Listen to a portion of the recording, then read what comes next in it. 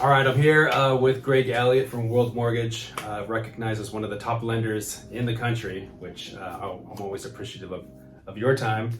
And just wanted to talk about what Q4, fourth quarter, is looking at. We've had a turbulent year so far up to this point, right? Yeah, you can say that. I think we could probably agree that we've probably gone through and now entering the fourth market for this year, right? Yeah, raising interest rates are the big kind of topic out there. Interest rates follow inflation. So as inflation went way up, we're seeing interest rates go way up. But what it's done is it's kind of created a more balanced market between buyer and seller, which we definitely needed. When we had super low rates, there was a ton of offers on every property, a lot of competition. Now we're seeing sellers that are much more reasonable. You're seeing better negotiation strategies. We do think that rates are in the short term being this high. So I think if you can get into a house, get a better negotiation with the seller, maybe get better terms, we can always fix the loan later, which is the kind of the goal of everybody buying right now. Now, part of the negotiation with sellers is agents like myself negotiating with the sellers for seller credit.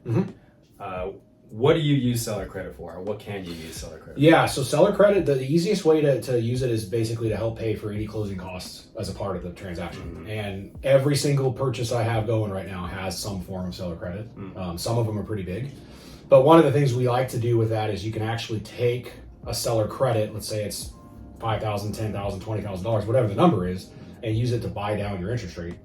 So that if rates are at 7%, maybe we can make your payment based on 5%. Okay, so you're referring to the 2-1 buy down, Correct. The new loan program or newish loan program that lenders have been introducing. Can you kind of elaborate on that? Yeah, so 2-1 buy down's been around forever, but okay. the last 3 years, no one was going to do them because rates were very low and sellers weren't going to participate with seller credits. But basically what it does is... Well, they didn't need to. They didn't need to, Right. exactly. And so now that we're in a more balanced market, the seller can basically finance a lower interest rate for the buyer.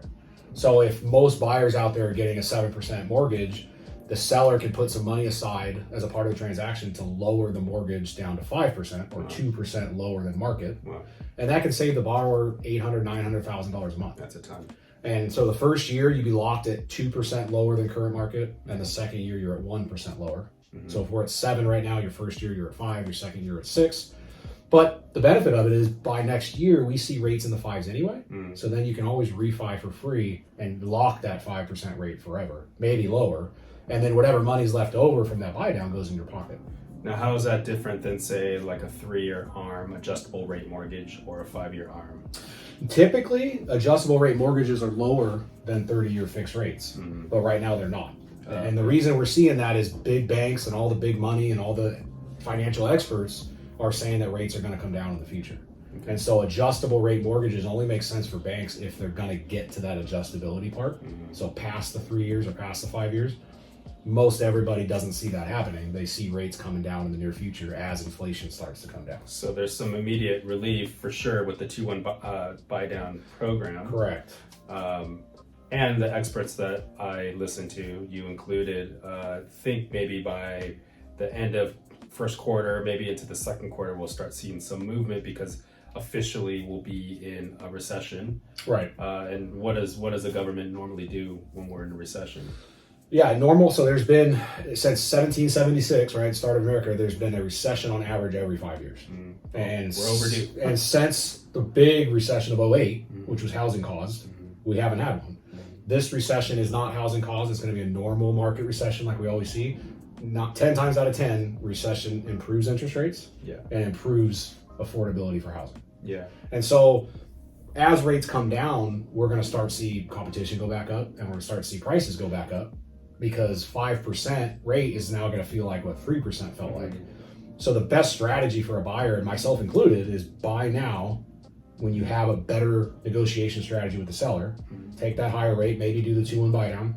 And then when rates come down, we just redo the loan, but you get the house instead of waiting for all that competition to flood back in like we've seen over the last few years. Yeah, I mean, I agree with you 100%. But you're hearing a lot of noise right now where buyers are waiting on the sidelines, they're waiting for the crash to happen. I think both you and I agree that that's not going to happen due to low inventory.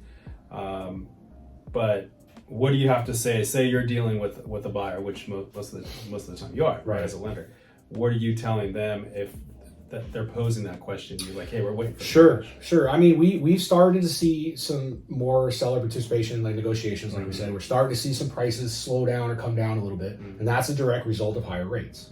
So to see prices continue to come down, we've got to see rates continue to go up.